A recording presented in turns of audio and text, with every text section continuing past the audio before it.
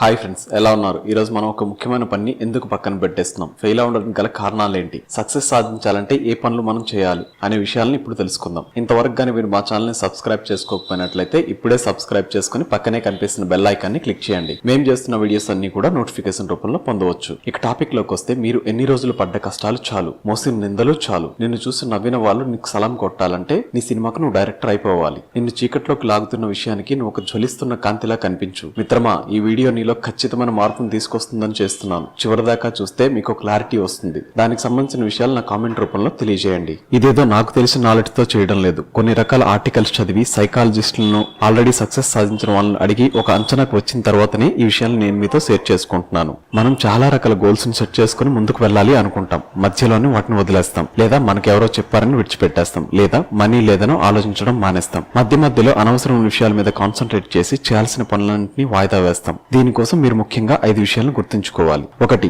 ఏ పనైనా కానివ్వండి, మీరు ఎంచుకున్నప్పుడు దాని మీద మీకు సరైన నాలెడ్జ్ ఉందా లేదా, లేకపోతే మీకున్న తెలివితేటలను దానికి అనువర్తింపచేయగలరా, అలా అనువర్తింపచేయగలిగినట్లయితే ఎటువంటి యాక్షన్ ప్లాన్ తీసుకోవాలి అనే విషయాన్ని గుర్తుంచుకోవాలి. 2. మనం చేస్తున్న పని మీద మనకు సరైన ఇంట్రెస్ట్ ఉండాలి. ఏదో చేస్తున్నాంలే అనుకోకుండా ఏ పనినైనా ఎంజాయ్ చేయగలమా? పని ఎప్పుడూ కూడా ఎంజాయ్ చేస్తేనే నువ్వు చేయగలవు. 3. నువ్వు చేస్తున్న పని వల్ల నీకు బాగా మనీ వస్తుందా? మనీ అండ్ టైం ని రెండింటిని మేనేజ్ చేయగలవా? ఒకవేళ అది ఫెయిల్ అయితే వెంటనే అమలుపరిచే ప్లాన్ నీ దగ్గర ఉందా?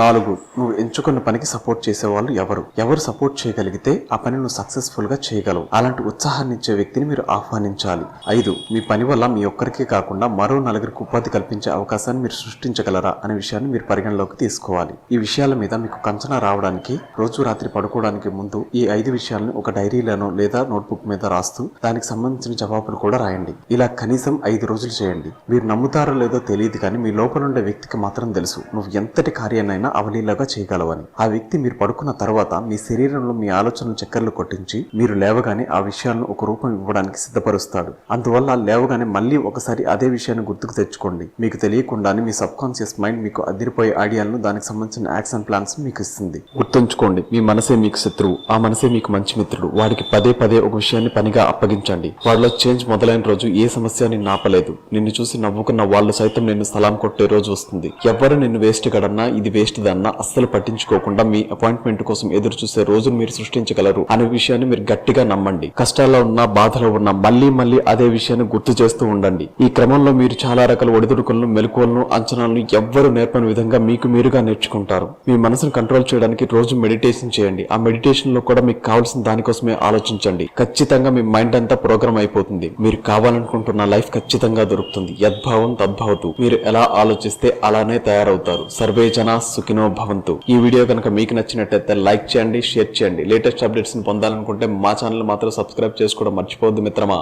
మరో మంచి టాపిక్ తో ముందుకు వస్తాను. బాయ్.